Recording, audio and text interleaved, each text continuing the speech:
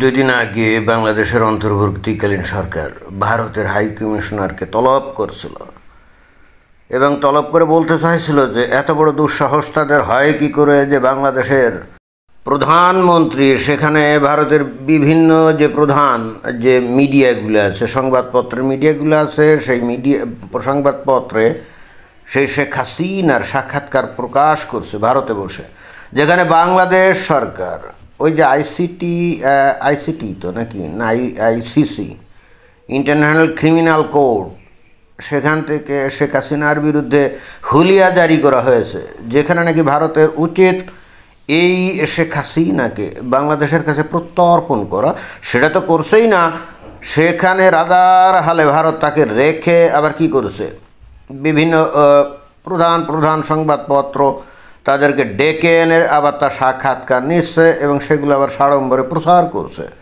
তো বাংলাদেশ সরকার বস্তুত ভারতকে হুঁশিয়ারি দেওয়ার জন্যে বাংলাদেশে যে ভারতীয় হাই কমিশনার আছে তাকে তলব করছিল এবং তলব করে বলার চেষ্টা করছিল যে এইগুলো যদি অচিরাত বন্ধ করা না হয় তাহলে ভারতের কপালে বহুত দুঃখ আছে, এরকম কিসিমের।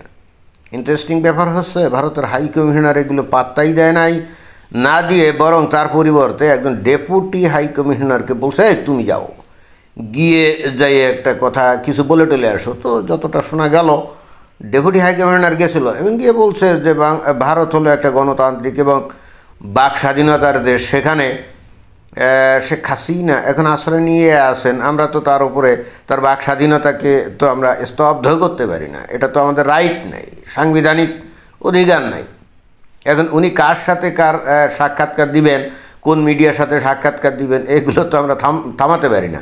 আর আমরা তো ওই সংবাদপত্রদেরকে বলিও নাই যে তোমরা যে সাক্ষাৎকার নাও, সংবাদপত্র তারা নিজেরা স্বপ্রণোদিত হয়ে সেখানে সাক্ষাৎকার প্রচার করছে, এখানে আমরা কিছু বলতে পারি না।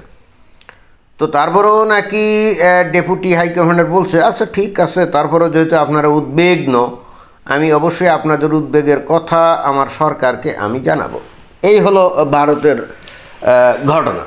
এখন প্রশ্ন হচ্ছে যে পৃথিবীর বিভিন্ন যে সংবাদপত্র, খুবই প্রভাবশালী সংবাদপত্র, তারাও তো ওই শেখ হাসিনার সাক্ষাৎকার নিয়ে প্রচার করছে, তাই না?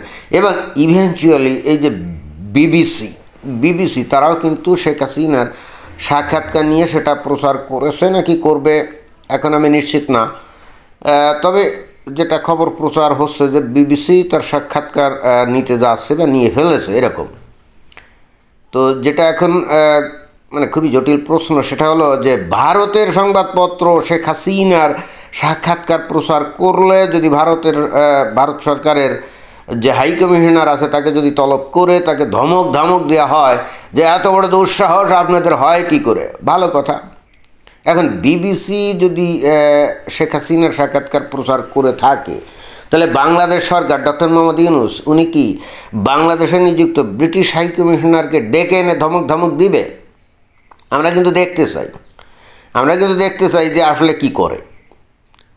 এখন খালি ভারতীয় হাই কমিশনারকে ডেকে নিয়ে ধমক দিবে আর ব্রিটিশ হাই কমিশনারকে কিছুই বলবে না, জি হুজুর সার করবে। এই যদি হয় তাহলে ভারত কিন্তু আরও ক্ষিপ্ত হবে। এমনিতেই ভারত কিন্তু প্রচণ্ড রকম ক্ষিপ্ত অবস্থায় আছে।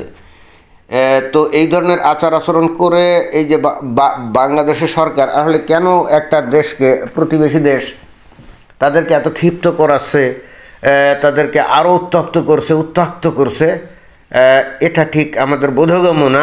কেন জানি মনে হচ্ছে যে বাংলাদেশ অনেকটা পায়ে পাড়া দিয়ে ভারতের সাথে গ্যাঞ্জাম করে একটা ছোটোখাটো যুদ্ধ বা ভারত অ্যাটলিস্ট একটা স্ট্রাইক, কী জানি স্ট্রাইক বলে না, সার্জিক্যাল স্ট্রাইক, মানে নির্দিষ্ট গন্তব্যে আক্রমণ করা, এই ধরনের কিছু একটা মনে হয় যে বাংলাদেশ সরকার করাতে চাচ্ছে ভারতকে দিয়ে। এবং এটা আগেই আমরা বিভিন্ন সূত্রে যেটা দেখলাম, এটা হলো জামায়াত ইসলামের একটা প্ল্যান। কারণ জামায়াত ইসলামের ন্যারেটিভ হলো যে 1971 সালে বাংলাদেশ আদৌ স্বাধীন হয় নাই, এই জন্যই তারা পাকিস্তানের পক্ষে ছিল। তাদের ন্যারেটিভ হচ্ছে আসলে পাকিস্তানকে আউট করে দিয়ে বস্তুত বাংলাদেশে ভারত তার উপনিবেশ স্থাপন করছিল। এই গত 54 বছর ধরে এটাই ছিল এখন জামাত ইসলামের লোকজন ভারতের সাথে যুদ্ধ করে বাংলাদেশকে প্রকৃত স্বাধীনতা এনে দিতে চায় এবং তারাই হতে চায় বাংলাদেশের একমাত্র খাঁটি একেবারে সহি মুক্তিযোদ্ধা। এটা কিন্তু তারা বলেছে। কোনো একটা অনুষ্ঠানে দেখলাম যে একজন জামাত ইসলামের নেতা ওই কথা কিন্তু পরিষ্কার করে বলে দিয়েছে। এবং একই সঙ্গে এটা আমরা জানি যে এই জামাত ইসলামের নাকি 50 লক্ষ প্রশিক্ষিত জিহাদি, তাদের ভাষায় মুক্তিযোদ্ধা বাট আমাদের ভাষায় জিহাদি, তাদের রেডি রাখছে যে ভারতের সাথে তারা যুদ্ধ করবে। তো মনে হচ্ছে অন্তর্বর্তীকালীন সরকার সেটাই চাচ্ছে, যে কোনোভাবে হোক ভারতের সাথে একটা যুদ্ধ করবে আর কি। খুবই আফসোসের বিষয় এবং একই সঙ্গে বিস্ময়কর বিষয়ও এই যে বাংলাদেশে বর্তমানে সবচেয়ে বড় যে রাজনৈতিক দল আছে যে বিএনপি, যারা নাকি নিজেদেরকে মুক্তিযুদ্ধের পক্ষের শক্তি বলে দাবি করে, তারা কিন্তু ডক্টর মোহাম্মদ ইউনূসের এই সমস্ত কর্মকাণ্ড নিয়ে একেবারেই উদাসীন। তারা বুঝতে পারছে না যে আসলে ডক্টর মোহাম্মদ ইউনূস বাংলাদেশকে নিয়ে কী ধরনের খেলা খেলতে চাচ্ছে। তারা জেনে শুনে চুপ করে আছে নাকি কিছুই বুঝতে পারছে না, এটা ঠিক বোধগম্য না। বাংলাদেশ যত বেশি এই যে ভারতকে উত্তপ্ত করছে এবং লেবু কসলাচ্ছে এবং ভারতকে আরও বেশি উত্তপ্ত করে উস্কানি দিয়ে একটা যুদ্ধ বাঁধানোর যে পায়তারা আমরা দেখছি একেবারে ক্লিয়ার কাট করছে। এবং তার জন্য অনুষঙ্গ হিসেবে পাকিস্তান থেকে প্রতিনিয়ত যে সেনাবাহিনীর লোকজন আনছে, আইএসআইয়ের লোকজন আনছে, তারপরে জয়শী মোহাম্মদ, তারপরে যে আরও কী জানি সংগঠন আছে না জঙ্গি, তাদের লোকজনও কিন্তু বাংলাদেশে এসে গিজ করছে, এখানে যাচ্ছে ওখানে যাচ্ছে।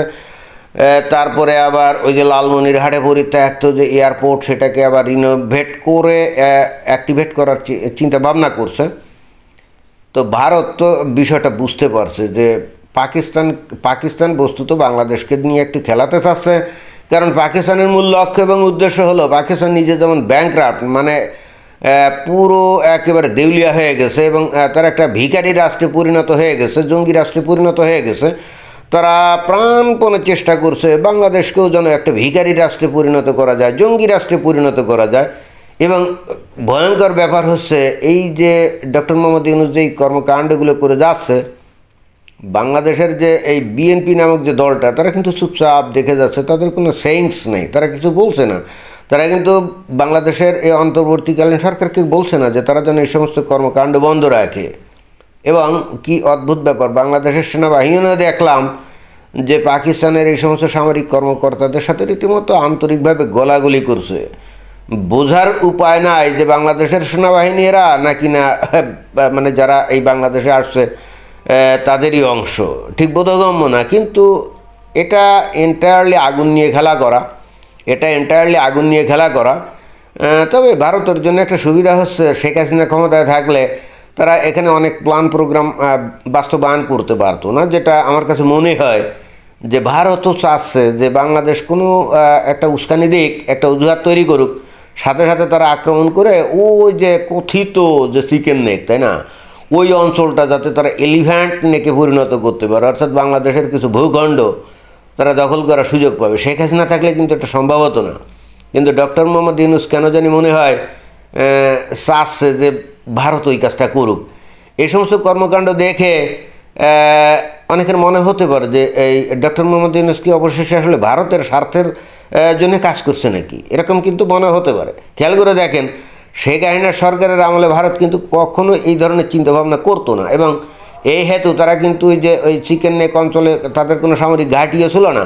বাট এখন তারা সেটা করে মনে হয় যে আস্তে আস্তে ওই দিকে ধাবিত হচ্ছে এবং এটা ডক্টর মোহাম্মদ ইউনূসের কল্যাণেই কিন্তু হচ্ছে। অর্থাৎ এইগুলো বিচারে যে কেউ কিন্তু এই ধরনের সিদ্ধান্তে আসতে পারে যে ডক্টর মোহাম্মদ ইউনূস কি তাহলে ভারতের স্বার্থ রক্ষার জন্য কাজ করে যাচ্ছে কিনা। এটাই ছিল বক্তব্য। ধন্যবাদ।